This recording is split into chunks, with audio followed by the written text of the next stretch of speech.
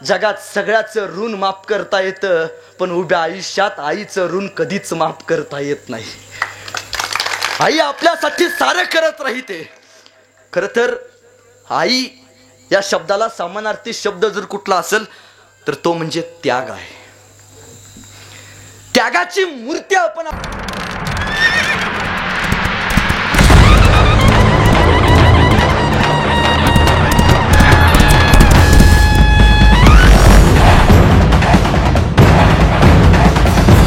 करू शकते. होय, या मातीसाठी इथल्या मावळ्यांनी बलिदान दिले, पण त्याच बरोबर या मातीसाठी आज इथं बसलेली जी माणसं आहेत ना, या माणसांच्या कपाळावरचा कुंकू आणि डोक्यावरची गांधी टोपी जर कुणामुळे शाबूत राहिली असेल तर 395 वर्षापूर्वी माय माऊलींच्या पराक्रमामुळे शाबूत राहिले. ही गोष्ट आपण कायम लक्षात घेतली पाहिजे. खर तर जगात सगळ्याचं ऋण माफ करता येतं, आईचं ऋण कधी माफ करता येत नाही. एक राजा होता, त्याला आयुष्यात सगळ्याचं ऋण माफ करायची सवय होती. त्याला कुणाच्या ऋणात राहायचं नव्हतं. एके दिवशी त्यानं एका सरदाराला बोलवलं. अरे तू माझ्यासाठी तुझी स्वतःची जमीन विकलीस आपलं राज्य मोठं करायसाठी, ही घे, तुला सोन्याची कडी देतो. एक एक माणसं बोलवली, त्यांना पैसे दिले. तुमच्या ऋणातनं मला मुक्त व्हायचं आहे, मला जाताना काहीच बोज घेऊन जायचं नाही, मला ऋणातनं माघारी व्हायचं आहे. स्वतःच्या आईला एकदा बोलवलं. आई, लहानपणापासून मला सांभाळलीस बर का, आई खूप केलंस माझ्यासाठी, हे राज्य मोठं करण्यासाठी तू मला मदत केलीस. या आई, मला तुझ्या ऋणातनं मुक्त व्हायचं आहे, सांग ना तुला काय हवंय, सोन्याच्या बांगड्या पाहिजेत, पैसे पाहिजे का काय पाहिजे, आई बोल ना. आई म्हणली, बाळा तुला ऋणातनं मुक्त व्हायचं आहे का? हो होय, मला तुझ्या ऋणातनं मुक्त व्हायचं आहे, मला कुणाचं उपकार आयुष्यभर ठेवायचं नाहीत. एक काम कर, तुला ऋणातनं मुक्त व्हायचं आहे ना, एक दिवस फक्त माझ्या सोबत खोलीत झोप. हा आई झोपेल ना, ऋणातनं तर मुक्त व्हायचं आहे. आई सोबत हा मुलगा रात्रभर खोलीत झोपला. सायंकाळी 1 वाजले आणि आई उठली. हे बाळा, खर तर त्या राजाची झोप लागली होती. हे बाळा, अरे पाणी देतोस का? हा आई देतो ना, ऋणातनं मुक्त व्हायचं होतं, कुठले सेवक चाकर कोणाची मदत घ्यायची नव्हती. राजा आत पळत गेला, आईसाठी पाणी घेऊन आला. आई घे ग पाणी. सायंकाळी आई झोपी गेली. आई 2 वाजता परत उठली. हे बाळा, मला गोळ्या खायच्यात, माझ्या गोळ्या आणून देतोस का? अगं काय ग आई, सकाळपासून झोप झाली नाही, दिवसभर फिरलो आणि सायंकाळी सारखं हे आण का ते आण का, अरे गोळ्या खायचे तरी आणून देतोस का? हा आई आणून देतो बर का, परत काय सांगू नकोस. राजा आत पळत गेला, गोळ्या घेऊन आला. आई घे ना गोळ्या खा. आईनं गोळ्या खाल्ल्या. परत राजा झोपी गेला. झोप प्रचंड लागली होती, झोप आवरत नव्हती. 2 वाजता आई परत उठून उभा राहिली. हे बाळा, अरे पाणी देतोस का, मला तहान लागले. काय गाई तुझी सकाळपासून रात्रीपासून कटकट चालू आहे, एकदा पाणी आण म्हणतेस, एकदा गोळा दे म्हणतेस, मागाशी तुला पाणी दिलं, सारखं का असं करतेस आई? हे बाळा, तहान लागले, पाणी दे ना. हा आणतो आई, परत सांगायचं नाही बरं काय, एकदाच आणतो बरं का. राजा हात गेला, आतनं पाणी घेऊन येला. 80 वर्षाच्या मातोश्रीच्या हातात त्यानं पाणी दिलं. लडबडणाऱ्या हातानं ते पाणी हातात घेतलं आणि पाणी बिछाण्यावरती साडलं. अगाई काय ग, अख्खा बिछाना ओला केलास, मी कुठं झोपायचं सांग ना. आई म्हणाली, लहान होतास रे, सायंकाळी झोपत नव्हतास, रात्रभर तुझ्या सोबत जागले बर का मी. रात्री 1 वाजता उठायचास, तुला उठून परत झोपी घालायची. सायंकाळी दूध प्यायला उठायचास, कधी म्हणलो नाही बर का मला त्रास झाला म्हणून. अरे लहान होतास, बिछाना ओला करायचास, रात्रभर बिछाना बदलत राहिले, पण कधी म्हणलं नाही बर का माझ्या पोरानं मला त्रास दिलाय. लेका, जगात सगळ्याचं ऋण माफ करता येतं, पण उभ्या आयुष्यात आईचं ऋण कधीच माफ करता येत नाही. आई आपल्यासाठी सारं करत राहते. खर तर आई या शब्दाला समानार्थी शब्द जर कुठला असेल तर तो म्हणजे त्याग आहे. त्यागाची मूर्ती आपण आपल्या आईला म्हणतो. आई फक्त देत राहते, देत राहते. आई मागत काही नाही, आई घेत काही नाही. बघा ना, पूर्वी माणसं म्हणायची लोक आईला, आई तुझ्यासाठी काय पण, आणि आई म्हणायची माणसांना, लेकरा तुझ्यासाठी काय पण. पण आता बिघडले हो. आता आमची पोरं कुणासाठी काही पण म्हणायला लागली. म्हणजे जिनं 9 महिने पोटात सांभाळून ह्याला जन्म दिलाय त्याचा काय नाही, 2 दिवस एखाद्या आयुष्यात आली लगी म्हणतोय तुझ्यासाठी काही पण. आमच्या इकडे कवी बर का फार सुंदर म्हणतो. तो काय म्हणतो, लेका बाप काढलास घराबाहेर, बाप काढलास घराबाहेर, दारात रडते माई पण, बायकोला मात्र रोज म्हणालास तुमच्यासाठी काही पण. अरे लोकच पोटाला जन्माला यावा म्हणून हिने किती केलते नवस, लोकच पोटाला जन्माला यावा म्हणून हिने किती केलते नवस. इकडून तिकडून तिच्या नवसाला देव सुद्धा पावला आणि तुझ्यासारखा पोरगा तिच्या पदरामध्ये घावला. लहानपणी ही माझी माय तुला शेतात न्यायची, लहानपणी ही नऊवारीतली माय माझी तुला शेतात न्यायची, तुला ऊन लागू नये म्हणून स्वतःच्या पदराची सावली धरून राहायची. अरे तुला भूक लागल्यावर तू जोर जोरात रडायचास, तुला भूक लागल्यावर तू जोर जोरात रडायचास. आणि माईचं दूध संपलं ना लेका तिचं रक्त सुद्धा वाढायचास. रक्त पिऊन पोचलास लेका, हे रक्त पिऊन पोचलास लेका, त्या रक्ताचा तरी ठेव मान, पवित्र अशा मातेचा करू नको अपमान. आता फक्त एक कर, आता फक्त एक कर, या माझ्या दारातल्या माईला घरात तेवढं आण, या माझ्या दारातल्या माईला घरात तेवढं आण. किती दिवस जगणार आहे लेका झाडावरचे पिकलं पान. तू गोडदोड खा, तू गोडदोड खा, पण माझ्या म्हाताऱ्या माईला शेळी भाकर तरी वाढ. आणि भाकर वाढताना जर तुझी बायको आडवी आली तर तिला घराबाहेर काढ. तुझी बायको जाणारच नाही, मी तुला बॉन्डवर लिहून देतो. कार्यकर्ते, तुमच्या बायका जाणारच नाहीत, मी तुम्हाला बॉन्डवर लिहून देतो. यदा कदाचित गेली तर पट्ट्या मला येऊन भेट, मी तुला दुसरी करून देतो. टाळ्या वाजू नका, अगोदर बायका मिळणार त्या. तू आंधळा नाहीस लेका, तू आंधळा नाहीस, पांगळा नाहीस, तुझी तुलाच कळली नाही किंमत. तू आंधळा नाहीस, पांगळा नाहीस, तुझी तुलाच कळली नाही किंमत. नवरा माय बापाला सांभाळतो म्हणून घर सोडून जाण्याची कुठल्याच बायकोत नसते हिम्मत. अरे तुला वाघ बनवले माईनं, तुला वाघ बनवले माझ्या माईनं. दुर्दैवानं तिला चुरलं नाही आता बाईपण. खरा मर्द असशील तर माय आणि बापाचं दर्शन घेऊन म्हण, माय बाप हो तुमच्यासाठी काय पण, तुमच्यासाठी काय पण, तुमच्यासाठी काय पण. पण आपण आदर्श कोणाचा घेतो? एखाद्या पोरला विचारलं तुझा आदर्श कोण आहे, पोरग लगी म्हणते तो शायनिंग मध्ये फोटो काढणारा सलमान खान माझा आदर्श आहे. एखाद्या पोरला विचारलं तुझा आदर्श कोण आहे, ते लगी म्हणते काचेच्या फ्रेम समोर उभारून शायनिंग मध्ये फोटो काढणारा ते ऐश्वर्या राय ती माझी आदर्श आहे. अरे होय लेकरांनो, तुमचा आदर्श सलमान खान जरूर असू द्या, तुमचा आदर्श ऐश्वर्या राय, तुमचा आदर्श शाहरुख खान जरूर असू द्या, पण एक वाक्य नेहमी लक्षात ठेवा की सकाळी 7 वाजल्यापासून संध्याकाळी 7 वाजेपर्यंत, सकाळी सूर्य उगवल्यापासून संध्याकाळी सूर्य मावळ्यापर्यंत 2 बैलाच्या पाठीमाग लाकडी नांगराचा हुंडा घेऊन शेताच्या या बांधापासून शेताच्या त्या बांधापर्यंत नांगरणारा आपला बाप पोरांना आपला आयुष्यातला पहिला आदर्श असला पाहिजे. आपला बापच आदर्श असला पाहिजे. साहेब मध्यंतरी एका पोराला विचारलं विराट कोहलीचं कितवं शतक झालं, पोरग लगे म्हणलं दादा विराट कोहलीचं 100वे शतक झालं. लेका कधीतरी शेतात जाऊन आपल्या बापानं या बांधापासून त्या बांधापर्यंत लाकडी नांगराचा हुंडात हातात घेऊन मारलेल्या त्या धावा एकदा मोज, नक्कीच विराट कोहली पेक्षा 1 शतक आपल्या बापाचं जास्त असेल. करता आलं पाहिजे हो. त्यासाठी आपल्याला आयुष्यात एकदा तरी आपल्या बापाला मिठी मारता आली पाहिजे. किती मुलं आहेत, छातीवरती हात ठेवून सांगा बापाला कधी मिठी मारली काय हो आपण? नाही मारायचं. मुलांचं तर अजिबात धाडस होत नाही. बाप म्हणजे असा असतो, पोरगाचं नातं असं असतं चंद्र सूर्यासारखं, बाप घरात की पोरग बाहेर, पोरग घरात की बाप बाहेर, म्हणजे दोघं कधी एकत्र येतच नाहीत. आयुष्यात एकदा तरी आपण आपल्या बापाला मिठी मारली पाहिजे. आयुष्यात एकदा तरी आपण आपल्या आईला मिठी मारली पाहिजे. का मारली पाहिजे माहितीये? शिवरायांचा संभाजी राजांची शेवटची भेट पन्हाळ्यावरती झाली. एकाला बापाला माहिती नव्हतं शिवरायांना लेकाला शेवटचं बघायचं आहे. संभाजी राजांनी आपल्या बापाला मिठी मारली. आणि शंभूराजे निघून गेले. थोड्याच दिवसात छत्रपती शिवरायांचं निधन झालं. अंत्यविधी सुद्धा बघायचं भाग्य संभाजीराजांना आपल्या बापाचे बघायला मिळत नाहीत. बापाचा शेवटचा दिवस कुठला आहे माहित नाही. बापाचा शेवटचा फोन कुठला आहे आपल्याला माहित नाही. बाप आहे तोपर्यंत बापाला मिठी मारली पाहिजे.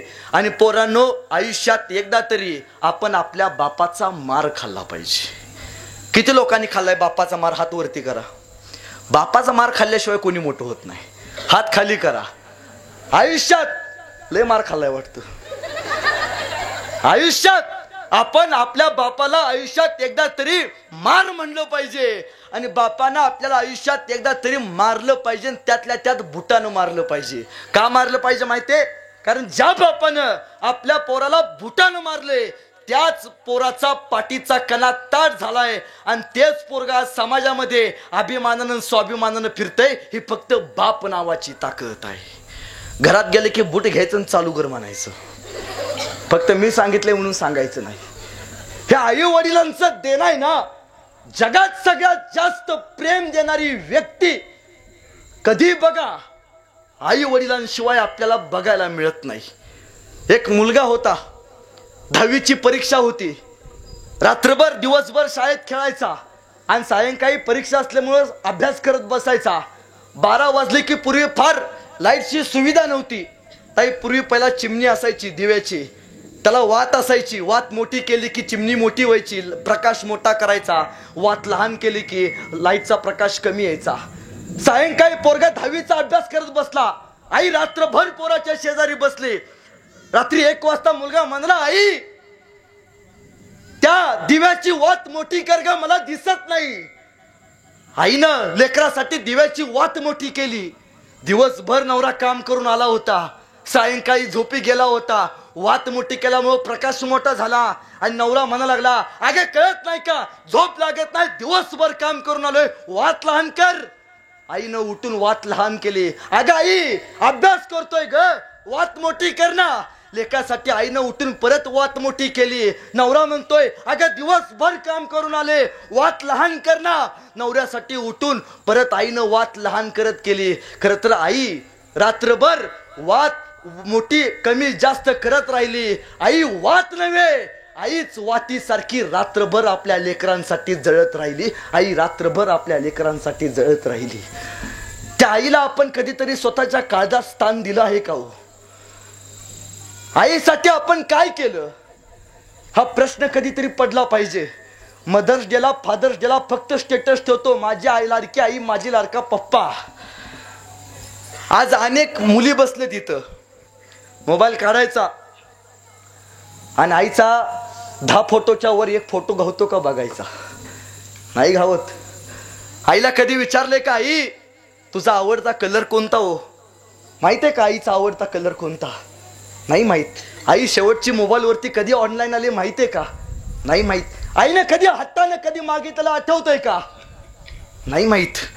आई फक्त देत राहते, मुलांसाठी आयुष्यभर झुजत राहते. आई मागत नसते काही. आई सांगत असते, माझी मुलं मोठी झाली पाहिजेत, माझ्या मुलांसाठी मी आयुष्यभर स्वतःला झिंजून घ्यायला तयार आहे. फक्त मुलांनी माझं नाव उज्ज्वल केलं पाहिजे. फक्त आईची एवढी साधी भोळी अपेक्षा असते. एक मुलगा होता आणि त्या मुलाचं एका मुलगीवरती प्रेम होतं. तो कायम म्हणायचा, तू सांगल ते द्यायला तयार आहे, माग फक्त. अरे चल हट रे, इतकं कोणी प्रेम करतं का? अरे नाही, तू माग ना फक्त, माझं तुझ्यावरती खूप प्रेम आहे, तू फक्त माग, मी तुला ती गोष्ट आणून देतो. अरे खूप जगात प्रियकर बघितलेत, एवढं प्रेम कोणी करतं का रे? प्रेम म्हणजे काय रे? 2 मिनिटं बोलायचं, आवडलं की होय म्हणायचं आणि सोडून द्यायचं. नाही नाही नाही, माझं तुझ्यावरती खरं प्रेम आहे. प्रियसी म्हणाली, होय तुझं माझ्यावरती खरं प्रेम आहे? होय होय. मग एक काम करशील, माझी एक इच्छा आहे. अगं बोल ना, आकाशातले तारे तोडून आणू का चंद्र तोडून आणू? माहितीये चंद्र हाताला येत नाही, तरी पण अपेक्षा बघा. आकाशातले तारे तोडून आणू का चंद्र तोडून आणू? प्रियसी म्हणाली, मला आकाशातले तारे नको. अरे चल, तसली खोटी स्वप्न दाखवू नकोस, मला फक्त एक गोष्ट देशील का, खरंच माझ्यावरती प्रेम करतोस? होय, तुझ्या आईपेक्षा माझ्यावरती जास्त प्रेम करतोस का रे? अरे होय, माझ्या आईपेक्षा मी तुझ्यावरती जास्त प्रेम करतोय असं. मग माझं प्रेम किती खरं आहे मला बघायचं आहे. तुझ्या आईचं हृदय काढून मला आणून देशील का रे? परीक्षा काय बघितली हो? माझं प्रेम खरं आहे का बघायचंय मला. तुझ्या आईचं हृदय काढून आणून देशील का? हा, आईचं हृदय ना देतो ना. पळत पळत घरी गेला, आई पैसे गेला. आई, हे आई, फार दिवस तुला सांगितलं नव्हतं आई, एक इच्छा आहे आई माझी. आई भोळी होती. बोल ना बाळ, काय पाहिजे तुला? आजपर्यंत जे जे मिळवलं ते ते सगळं तुला दिलंय. बोल ना काय पाहिजे? आई, माझं एका मुलीवरती फार प्रेम आहे बरं का आई. ती माझ्या आयुष्याची सौभाग्यवती होणार आहे आता. अरे फार आनंदाची गोष्ट आहे ना. एखादी मुलगी तुझ्या आयुष्यात सौभाग्य म्हणून येते, प्रियसी तुझी. आई, मला माझ्या प्रियसीला एक भेट द्यायची आहे. अरे दे ना, मग काय पाहिजे बोल. आई, माझ्या प्रियसीनं भेट म्हणून तुझं हृदय मागितलंय. आई म्हणाले, अरे हृदय मागितलंय ना? अरे मग मी दिलंयच की कधीतरी तुझ्या प्रियसीला हृदय. हे माझ्या समोर उभारले ना, हे इतकं मोठं माझंच हृदय आहे, मी दिलं ना तुझ्या प्रियसीला. अगं नाही आई, ते हृदय नकोय. आई, तुझं खरोखरच हृदय मला पाहिजे. माझ्या प्रियसीनं खरं प्रेम आहे का बघण्यासाठी तुझं हृदय मागितलंय. आई म्हणले, असं? अरे माझ्या पोराचा संसार जर सुखानं होणार असेल आणि त्या संसारासाठी पोराच्या माझं हृदय लागणार असेल तर मी माझं हृदय काढून द्यायला तयार आहे. हे घे ना, माझं हृदय काढून घे, जाऊन दे ना तुझ्या प्रियसीला. मुलगा आत गेला, चाकू घेऊन आला, आईच्या छातडावरती चाकू खोवला, हृदय आईचं तोडून काढलं, हातात घेतला, पळत पळत गेला. प्रियसीला हृदय दाखवायचं आईचं. जाता जाता खड्ड्यात खाली पडला, हृदय हातातनं बाहेर पडलं, लागलं. आणि समोरने एक आवाज आला, बाळा तुला लागलं का रे? अरे बरं आहेस का तू? त्या पोरला कळे ना, अरे कोण माझी काळजी घेते, एवढं लागले, सलपटले. कोपऱ्यात बघितलं, आईचं पडलेलं हृदय म्हणत होतं, हे बाळा तुला लागलं का रे? बरा आहेस ना तू? जगात मृत्यूनंतर सुद्धा आपल्या लेकरावरती अपार प्रेम करणारी माऊली, त्या माऊलीचं नाव म्हणजे फक्त आई. फक्त आई. खर तर आईवरती कविता करणं फार सोपं आहे, बापावरती कविता करणं फार अवघड आहे.